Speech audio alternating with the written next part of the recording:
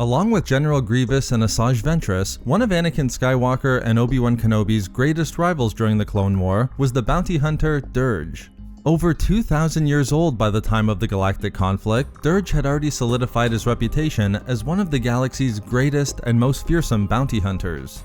Although well-trained and dedicated to his craft, Durge benefited from being a Jedi, known to have an average lifespan of up to 7,000 years. But long life was only the beginning. The Jedi were seen as immortal, and while their millennia-long lifespan certainly contributed to this belief, their physiology was important as well. Rather than bones, the Jedi were simply composed of bundles of muscles and nerves. Jedi were devoid of vital organs that made others vulnerable, as a complete lack of a heart and lungs meant that Jedi could survive devastating injuries that would doom any others who sustained them. Severed limbs could be regrown quickly, and injuries, no matter how seemingly destructive they were, could be sustained and then healed.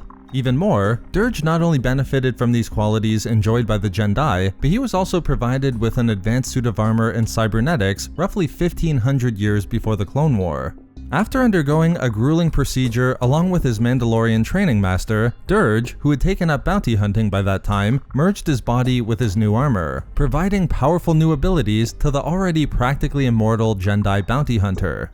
Through the suit's brain-to-prosthesis technology, Durge's speed and strength increased as he was outfitted with advanced combat systems. The armor's computer systems worked in tandem with Durge's own heightened neurological networks. In addition, the helmet's visual arrays were linked with Durge's own optic nerves, allowing him to simply look where he wanted his weapons targeting systems to attack.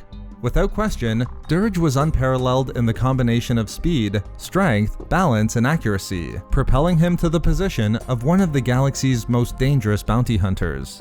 Following the death of his training master and friend, Durge would join the new Sith Wars, fighting on the side of the Sith in order to seek vengeance against the Mandalorians. This would give the bounty hunter his first combat experience in fighting Jedi. And when the new Sith Wars were brought to an end after the 7th Battle of Ruusan, Durge's reputation as a bounty hunter grew.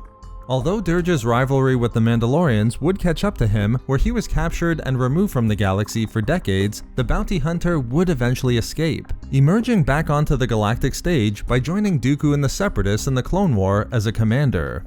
It's here where Durge's legendary reputation as immortal would be displayed. Seeing action during the opening months of the war, Durge would battle the Republic's clone troopers and Jedi for almost 3 long years.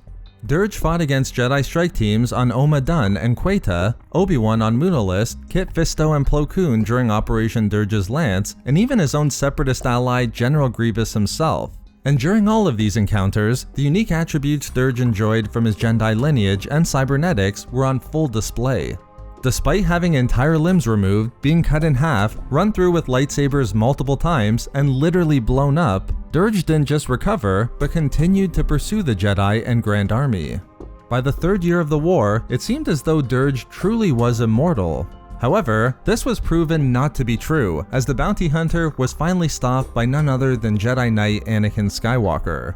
2 years and 7 months after the start of the Clone War at the Battle of Geonosis, Obi-Wan recruited Anakin for a mission to search for Dooku's dark acolyte Asajj Ventress, despite Anakin not believing she was still alive. Eventually, Obi-Wan's search would bring them to the Outer Rim, finding a ship near the planet of Maramir that the Jedi Master believed contained Asajj. Not knowing the entire mission was an elaborate plot orchestrated by Durge to finally destroy Obi-Wan and Anakin, after finding the ship was overrun by battle droids, the Jedi fell right into the trap. As they fought their way into the hangar, they realized the entire crew was dead, not by lightsaber strikes, but by blaster fire and trauma, indicating it was an attack carried out by droids and not Asajj. Finding the same destruction within the bridge of the ship, Anakin found one of the crew members was holding something within her hand. But unlike Obi-Wan, the Jedi Knight realized too late it was a thermal detonator. As Obi-Wan force-pushed Anakin away from the detonator, it exploded, violently separating the 2 Jedi. As Obi-Wan struggled to get up, a foot came crashing down on him, pinning him to the floor. Recognizing immediately it was Durge, his appearance revealed the trap that had been set for the Jedi, with Durge expressing his desire to destroy them. As Durge and Obi-Wan engaged each other in hand-to-hand combat, the bounty hunter quickly got the advantage, prompting Anakin to use the Force to propel numerous shards of metal at Durge, which were created by the explosion. As Anakin helped Obi-Wan up, it was obvious Anakin's attack, though effective, wouldn't be enough to stop Durge, forcing the Jedi Knight to ignite his lightsaber and remove one of the bounty hunter's hands. And yet, Durge was still able to take hold of Anakin, only rescued when Obi-Wan electrocuted Durge from behind. While it allowed Anakin to get free, it didn't slow Durge down, and as he caused a massive explosion to destroy a section of the ship further away, the Jedi realized the ship had been wired with explosives, with Durge indicating he would carry out his orders to destroy them by any means. However, Obi-Wan then had the idea to look for Durge's ship so he could find the logs that might lead them back to Dooku or Asajj, leaving Anakin to confront Durge by himself, a duel that did not initially go Anakin's way. As Anakin swung his lightsaber at the bounty hunter, Durge easily jumped over it, and after landing a punch that stunned Anakin, he overpowered the Jedi and threw him across the ship.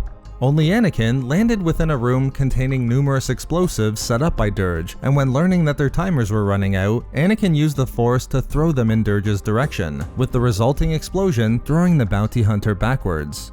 With the explosion completely removing Durge's helmet and destroying other parts of his armor, he became enraged and attacked Anakin without hesitation. This allowed the Jedi to land a number of strikes before force-pushing Durge, eventually getting the bounty hunter into one of the ship's escape pods and closing the door behind him. Still using the Force, Anakin ejected the escape pod into space. However, his intention wasn't merely to end the duel. Anakin finally had a way in which to end their rivalry with Durge permanently. Using the Force, Anakin directed the escape pod towards the star of Rvmuller, pushing the enraged bounty hunter closer and closer until he was completely vaporized. As Obi-Wan returned, Anakin, once and for all, could confirm that Durge was finally dead, much to the surprise of the Jedi Master. So there we have it, how Anakin finally killed Durge during the Clone War. Thank you very much to all of the Patreon members of Star Wars Reading Club, as your support is so greatly appreciated. You can find all of our social media links and a link to our Star Wars gaming channel in the description below for updates and even more Star Wars content. We love making these videos, so why not subscribe for more fun Star Wars theories and discussions. Also, if you enjoyed the video, think about giving a like or leaving a comment. If not for me... For Mandalorian Training Masters.